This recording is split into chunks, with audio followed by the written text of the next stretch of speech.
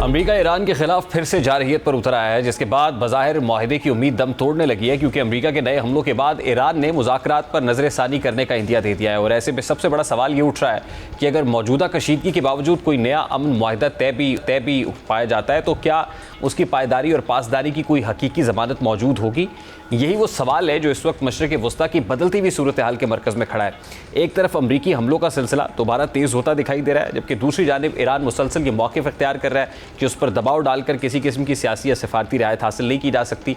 हालिया सूरत हाल में अमरीकी कार्रवाइयों, ईरानी जवाबी इक़दामात, आबनाए हुर्मुज़ में कशीदगी, मुज़ाकराती अमल पर बढ़ते हुए शकूक और आलमी सतह पर पैदा होने वाली बेयकीनी ने पूरे खित्ते को एक नए बहरान के दहाने पर ला खड़ा किया है। अब जैसा कि अमेरिका के ईरान पर ताज़ा हमलों के बाद खित्ते में सूरत हाल मज़ीद पेचीदा हो गई है और अमरीकी कार्रवाइयों के नतीजे में ईरान ने खित्ते में मौजूद अमरीकी मफादात और फ़ौजी तनसीबात को निशाना बनाने का दावा किया है। ईरानी पासदारानी इनकलाब के मुताबिक कुवैत और बहरीन के एयर बेसेस समेत दीगर अमरीकी तनसीबात को हदफ बनाया गया है। दूसरी जानिब अमरीकी सेंटकॉम ने बाज़ ईरानी दावों की तरदीद करते हुए कहा है कि अमरीकी फ़ौज ने अपने दिफा के तहत कार्रवाइयाँ मुकम्मल की।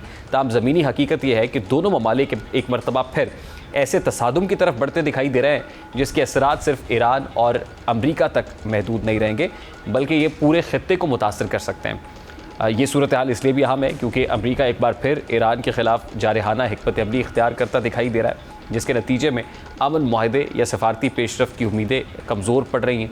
जैसा कि सदर ट्रंप मुसलसल ये मौक़िफ़ इख्तियार कर रहे हैं कि अगर ईरान के साथ मतलूबा नौयत की डील ना हुई तो इसके नताइज ईरान के लिए इंतहाई संगीन होंगे।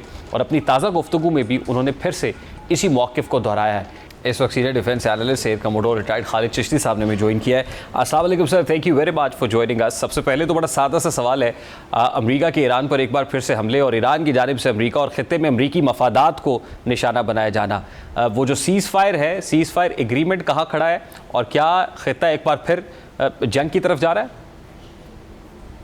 जी बहुत शुक्रिया रियान साहब, आपने इन्वाइट किया है। देखिए, अमेरिका के पास मिलिट्री ऑप्शंस कम होती जा रही हैं। फौज की तादाद तक मसले नहीं है, ना उनकी कैपेसिटी है, ना उनकी मिलिट्री पावर का मसला है। मसला ये है कि जब मिलिट्री ऑपरेशन किया जाता है या जंग छेड़ी जाती है या हमला किया जाता है तो आपने फिर मिलिट्री ऑब्जेक्टिव हासिल करने होते हैं उस मिलिट्री में।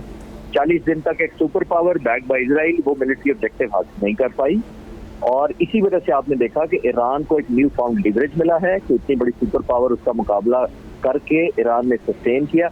इस वजह से अमेरिकन को वो लीवरेज नहीं मिल रहा और अब इजराइल भी ये प्रेशर डालता रहता है कि ईरान के खिलाफ ये जंग किसी न किसी शक्ल में ना पीस की तरफ जाए ना वॉर की तरफ जाए, क्योंकि इजराइल समझता है कि ऐसी एक विंडो वल्नरेबिलिटी खुली रहनी चाहिए जिसके तहत ये हमले एज एंड व्हेन बेसिस पर इजराइल और अमेरिका करता रहे। लेकिन मैं ऑल आउट जंग की तरफ इसलिए नहीं जाता, देखता कि अगर जंग शुरू भी कर लेंगे तो I am sure military adviser president Trump के लिए उनको बताने में जरूर नहीं हिचकिचाएंगे कि आप टेक होम फिर भी एक ट्रॉफी नहीं ला सकेंगे।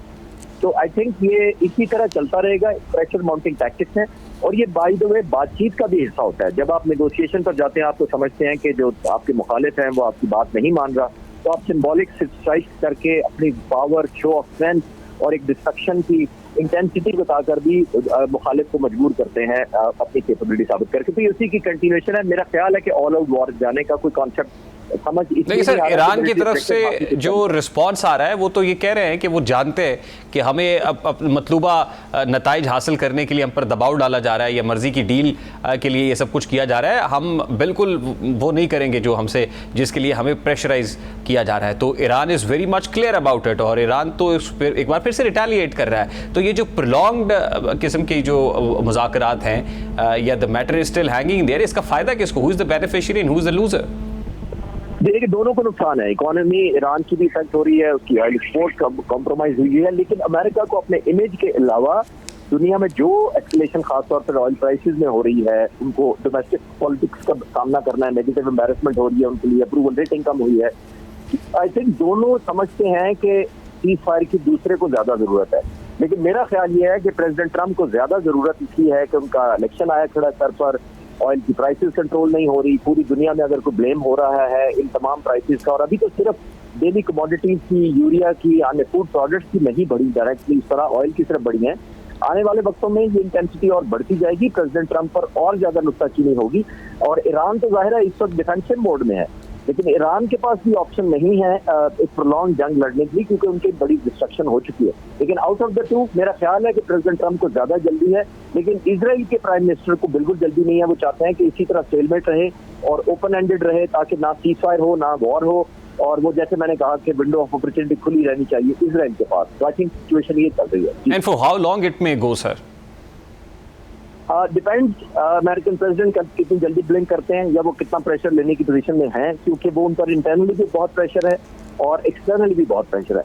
आपने देखा अमेरिका रोज बरोज लेस रेलेवेंट होता जा रहा है जो जंग से पहले था। और पीस बोर्ड आपको याद होगा जब अमेरिकन प्रेसिडेंट कितने पावरफुल थे, और जंग शुरू होने से पहले प्रेसिडेंट बहुत ज्यादा कहते थे कि मैं ये नतीजा हासिल कर लूंगा, मैं डेवस्टेशन कर दूंगा, मैं सिविलाइजेशन खत्म कर दूंगा। तो अब ओवर लास्ट ऑलमोस्ट 4 मंथ्स हमने देखा कि वो भरम टूट गया है।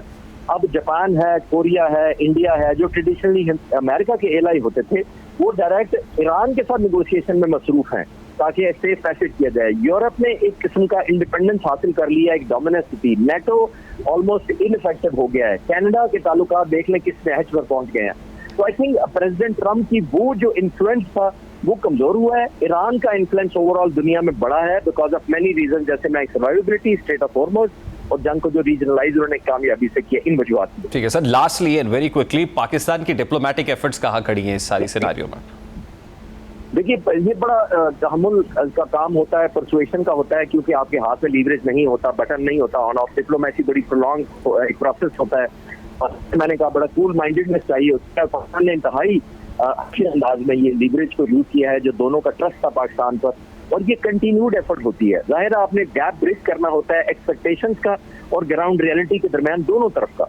तो ये बहुत ही चैलेंजिंग होता है, खास तौर पर जैसे मैंने कहा कि दुनिया में कम ही मुल्क हैं जिन पर दोनों मुल्क इस लेवल का ट्रस्ट करते हैं और कंफर्ट रखते हैं।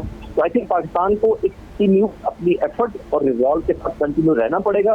लेकिन इसमें शो स्पॉइलर बहुत है, इसमें तो कोई शक नहीं है। इसी वजह से आपने देखा कि हमारी जो काविशें होती हैं उसको सैबोटाज करने के लिए बहुत ज्यादा कोशिशें होती हैं, हमारे क्रॉस बॉर्डर भी होती हैं और ट्रांस रीजनल भी होती हैं। बहुत बहुत शुक्रिया air commodore retired Khalid Chishti साहब हमारे साथ मौजूद थे, सीनियर डिफेंस एनालिस्ट हैं। बज़ाहिर ट्रंप इंतजामिया हमलों का जवाब तलाश कर रही है कि ईरान के रवैये, मुज़ाकरात में ताख़ीर और मुसलसल मुज़ाहमत ने वाशिंगटन को फौजी कार्रवाई पर मजबूर किया। लेकिन दूसरी जानिब ये तासुर भी मजबूत हो रहा है कि सदर ट्रंप मतलूबा शराइत पर डील ना होने की वजह से मायूसी का शिकार है, फ्रस्ट्रेशन है, और इस मायूसी के नतीजे में दबाव बढ़ाने के लिए अमरीका की जानिब से अस्करी रास्ता इख्तियार किया जा रहा है। और ईरान के हवाले से सख्त बयानात, नए हमलों के अहकामात और पाबंदियों के ऐलानात इसी हिकमत अमली का हिस्सा महसूस होते हैं। यही वजह है कि ईरान पर अमरीकी दबाव बढ़ाने के बावजूद सूरत हाल काबू में आने की बजाय मजीद कशीदा होती चली जा रही है। वाशिंगटन बज़ाहिर अपनी पसंद की शराइत पर मुआहदा चाहता है, जबकि तेहरान इसे कौमी खुद मुख्तारी के खिलाफ दबाव तस्वुर कर रहा है। अब इस सारे कशीदगी के माहौल में अमरीकी वज़ीर दिफा पीट हेग्ज़ेट का बयान भी खास अहमियत इख्तियार कर गया। जैसा कि पीट हेग्ज़ेट अपनी गुफ्तगू में ये कहते हैं कि अमरीका ईरान की आम तनसीबात को निशाना बनाने के लिए मज़ीद कार्रवाइयाँ कर सकता है, और ये हमला अमरीकी मफादात के तहफ़्फ़ुज़ और सफारती पोजीशन को मजबूत बनाने के लिए ज़रूरी है। पीट हेग्ज़ेट के बयान के बाद पैदा होने वाली सूरत हाल को देखा जाए तो ये वाज़ेह होता है कि अमरीकी हमलों ने खित्ते में रद्दअमल की नई लहर पैदा की है, और यही वजह है कि ईरान ने आबनाए हुर्मुज़ में सख्त इक़दाम करते हुए वहाँ से गुजरने वाली बहरी सरगर्मियों पर पाबंदी आयद कर दी है, जिसके बाद तेल बरदार और तिजारती जहाज़ों की आमदोरफ्त मुतासर हो रही है, जबकि पाबंदियों की खिलाफ वर्जी करने वाले बाज़ जहाज़ों के खिलाफ कार्रवाई की खबरें भी सामने आई हैं। इसके साथ साथ बंदर अब्बास, फारिस, मगरबी तेहरान और मिनाब समेत मुख्तलिफ इलाकों में धमाकों की इत्तलात भी मौसूल हुई हैं, और ये तमाम वाक़यात इस बात की निशानदेही करते हैं कि ईरान सिर्फ दिफाई तैयार नहीं कर रहा, बल्कि वो मज़ीद जवाब देने की सलाहियत और इसका इरादा भी रखता है। अभी एक ब्रेक लेंगे और ब्रेक के बाद वापस आते हैं।